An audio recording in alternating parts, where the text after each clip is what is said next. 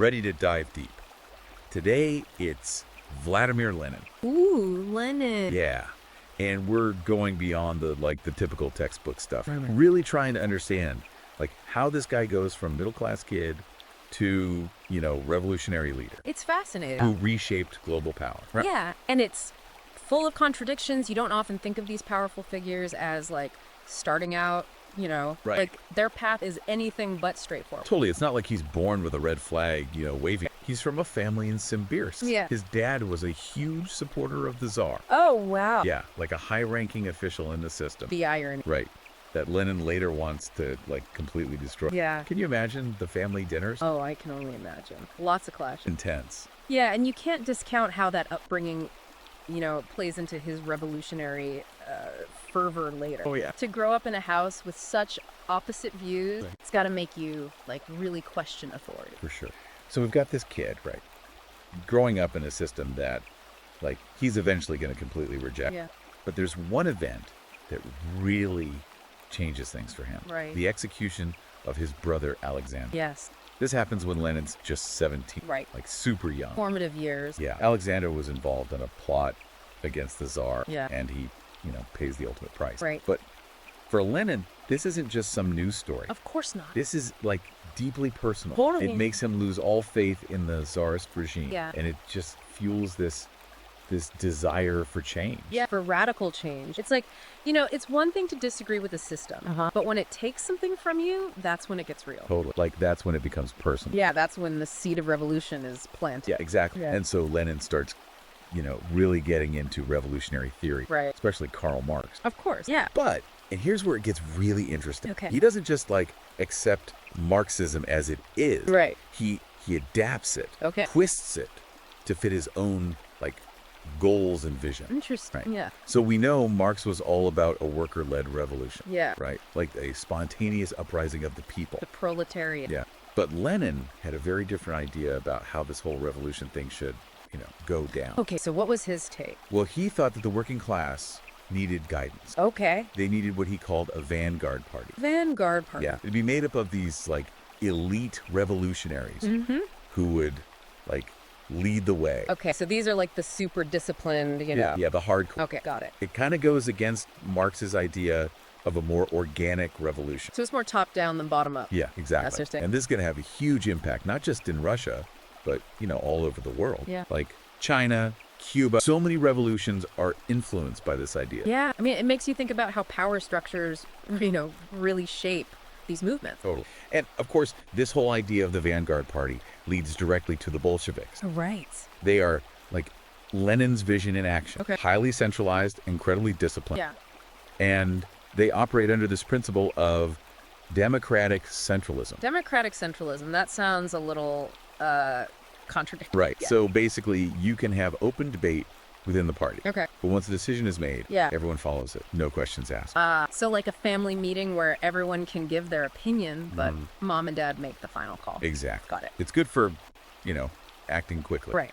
But it can also silence dissent For sure. and concentrate power at the top. Yeah. And within this seemingly unified party, there are already tensions brewing. Oh, yeah. Lenin's got these complex relationships with Trotsky and Stalin. Yeah, we're going to see those play out in a big way later on. Definitely. But let's set the scene for the revolution itself. Yeah. 1970. Okay. Russia's a mess. Yeah. World War I has just drained the nation. Yeah. There's unrest everywhere. People are fed up with the Tsar. Like a powder keg about to explode. Exactly. And then, boom, the February Revolution. Okay. The Tsar is gone. Enter the provisional government. Right. But they're kind of weak. Sure. He can't really handle the chaos. Yeah. And Lenin sees this as his chance. The He opportunity. comes back from exile Okay. and drops his April thesis. The April theses, right. Yeah, it's his plan to grab power. To make Russia a socialist state. And he's got a strategy to make it happen. So it's not just talk. No, he's got a vision. And that leads us to the October Revolution. Okay. Which honestly was a brilliant move. Right. It wasn't some huge uprising. No. The Bolsheviks went after key buildings, infrastructure. Smart, cripple the opposition. Yeah, they had the Red Guards and the worker militias on their side, Okay. which gave them the manpower. Right. And Lenin was a master of propaganda. Oh, yeah. He knew how to control the narrative, Absolutely. shape public opinion. Make it look like he was on the right side. Total. So it wasn't just about force. Right. It was about persuasion, too. That's powerful. A combo that's going to be used in a lot of revolutions after this. Interesting. Can you imagine being in Russia then? Oh, wild. Everything changing. The stakes couldn't be higher. Yeah, what a moment in history. Definitely. But it came at a high price. Right. The revolution kicks off the Russian Civil War. The Reds against the Whites. Yeah, a brutal conflict, brother against brother. It's a nation tearing itself apart. And here's where we see a darker side of Lenin. Okay. He's willing to use extreme violence to get what he wants. Right. This is when he creates the Cheka The secret police. and unleashes the Red Terror, yeah. a campaign of repression and killing To silence any opposition. anyone who stood against him. Wow, it's a dark reminder. You know, even revolutions for good causes, Yeah. they can become brutal. Totally. But I mean, Lenin, he thought these actions, these were necessary, right, to protect the revolution. He did, yeah. He thought extreme measures were needed. You know, to solidify power, Right. to eliminate threats. I mean, Russia was new. Yeah. Fragile. Yeah. It raises a tough question though, doesn't it? Like, can you build a just society Yeah. if you use unjust means? Right. Is the goal worth the A cost? human cost. Heavy stuff.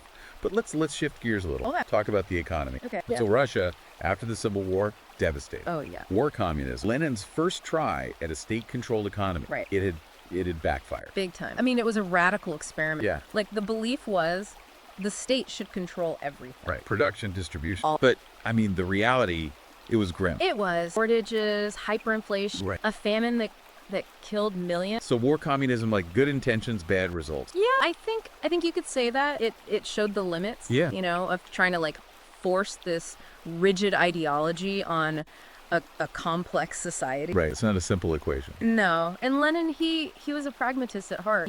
He realized this wasn't working. Right. They had to revive the economy. That's where the new economic policy comes in. The NEP. Yeah. This is where Lenin throws a curveball, right? He does. He brings back some capitalism. I mean, the irony, right? Yeah, the guy who spent his life fighting capitalism, Yeah. making deals with it. It seems like a total reversal. It did. It was a calculated move, though. Okay. So the NEP, some private enterprise, some trade. Yeah. It's a step back from that strict control of war communism. So did he have a change of heart? No, not at all. He saw the NEP as temporary. Okay. A way to buy time to rebuild. Okay. His ultimate goal was still socialism, Right. but he knew he needed a different approach. More practical. Yeah. So he's playing the long game. Yes, using capitalism to achieve his socialist vision. Wow. And the NEP did have a positive impact. Okay. The economy started to recover, food shortages eased. But there were downsides, right? We talked about the kulak. Yes, the wealthier peasants, Right. they benefited from the NEP. Right. So new social division. Yeah, and economic inequality. And that goes against the whole idea of a classless society. It does. It's like this double-edged sword. Yeah. Helps the economy, Uh-huh. but creates new problems. And we got to remember, the NEP, it was meant to be temporary. Right. Tactical move. And after Lenin dies, Yeah. Stalin, he scraps it, goes back to a centralized economy. Which has its own whole set of consequences. Oh, absolutely. That's another deep dive. Right. Yeah. So in 1922, Lenin starts having these strokes. Yeah. It leaves him weaker and weaker. Right. In 1924, he's gone. Yeah. Leaves behind a complicated legacy He does. and a power vacuum, Oh, yeah. which is going to have devastating consequences. Huge consequences. His death sets off a power struggle in the Bolshevik Party, Yeah, you've got Trotsky, Stalin, Bukharin. each with their own vision. For sure. But it's Stalin who comes out on top. Yeah. He's a master manipulator, Oh, he's ruthless. and he uses Lenin's legacy to solidify his own power. Yeah, like Lenin's body, it's embalmed, Right. put on display. Like a cult figure. Yeah. It's chilling to think about. It is. It's this example of how a leader's image, their ideas, Yeah. they can be twisted Yeah. for political gain. And it's important to remember Lenin, he kind of laid the groundwork for this. Oh, yeah. The suppression of dissent, Uh-huh. the centralized power, Right. the use of violence. Yeah. All of that created a system that someone like Stalin could exploit. Absolutely. It's almost tragic, you know? Yeah. Lenin, he fought for equality, for justice. Right. But he unintentionally paves the way for one of the most brutal regimes in history. Yeah. It's this reminder, even the best intention, revolutions can go very wrong. Yeah, they can be hijacked, Yeah. turned into something monstrous. So we've talked about Lenin's impact on Russia. Right. But he wasn't content with just one revolution. He wanted a global communist movement. And that's where the Comintern comes in. Yes. Communist International. Lenin's way to export revolution around the world. Yeah. He saw himself as this leader of a global movement. Workers of the world, unite. Exactly. Overthrow capitalism. And his ideas, they spread. Right. Oh, yeah. Like a wildfire. China, Cuba, Vietnam. So many countries. But it's interesting. Yeah. Leninism, it wasn't just copied and pasted. Right. It was adapted. Like Think about Mao Zedong in China. Yeah. His focus on the peasants. Or Castro in Cuba with guerrilla warfare. So they took Lenin's core, Yeah. the Vanguard Party, the revolutionary struggle, Yeah. And made it their own. they adapted it to their own It's circumstances. like Leninism became this blueprint Yeah. for revolution. That could be customized. You know, it's incredible It is. how one man's ideas, they could have such a far-reaching impact. Total, both good and bad. Both. I mean, it shows the power of ideas. Yeah. How they can, like, cross borders, inspire action. But it also shows how important context is. Oh, yeah. Where those ideas are applied. Right. The consequence, intended or A unintended. lot to think about. It is. Well, I know we've been focusing on the big picture stuff, Yeah. the historical narrative, Of the broad strokes. but let's zoom in a little bit. Okay. Look at some of the more personal aspects of Lenin's life. All right. Yeah. Like we talked about his father, Uh-huh. the czarist official. Right. What about his mom? His mother, Maria Alexandrovna Blank. Yeah. She was well educated, Huh? instilled in Lenin this love of learning, of literature. Oh, interesting. And she was very religious. Oh, wow. Which is interesting, right? Because later he's an atheist. Right, materialist. So you've got his dad Yeah. sticking to the system, Uh-huh. and his mom, this intellectual, spiritual woman. Yeah. It's like these forces are battling inside him Yeah. from a young age. And then, of course, there's his brother's execution. Yeah. That had to have a profound impact. For sure, logically. Yeah. Just solidifies that hatred for the czar, Right. sets him on the path to revolution. It's a reminder, you know, that personal experiences, Yeah. especially traumatic ones, they Yeah. shape our beliefs. They can change everything. Absolutely. Yeah. Speaking of beliefs, let's get back to Lenin and Marx. Okay. We talked about the Vanguard Party. Right. But there's another key element, democratic centralism. Right, we touched on that. But it deserves a closer look. It's complex. It is. Yeah. Some listeners probably like, wait, what? Yeah. So imagine company. Okay. You can give input, suggestion. Right. But the CEO makes the final decision. Right. Everyone follows it. That's kind of like democratic centralism. It is. It's this tension Mm-hmm. between democratic ideals Open debate. Yeah. But also this need for authority. for obedience. Yeah. And it's a theme throughout Lenin's life, his legacy. Absolutely. Okay, so we've covered a lot. Lenin's upbringing, his revolutionary strategy, Right. economic policies, his impact both in Russia and globally, Yeah. even glimpses into his personal life. Yeah.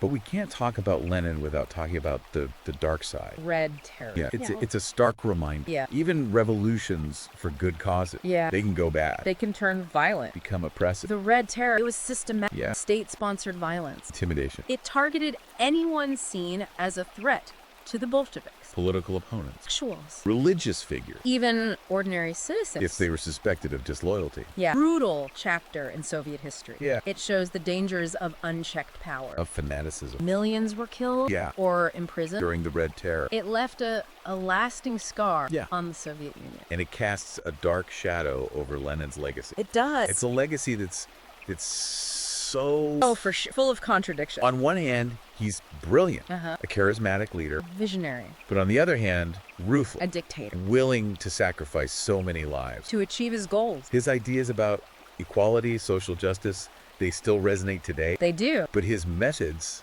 they were brutal. Authoritarian. It's a reminder. Yeah. History is rarely black and white. Right. There's so many shades of gray. And understanding those nuances, it's key to really understanding the past. Totally.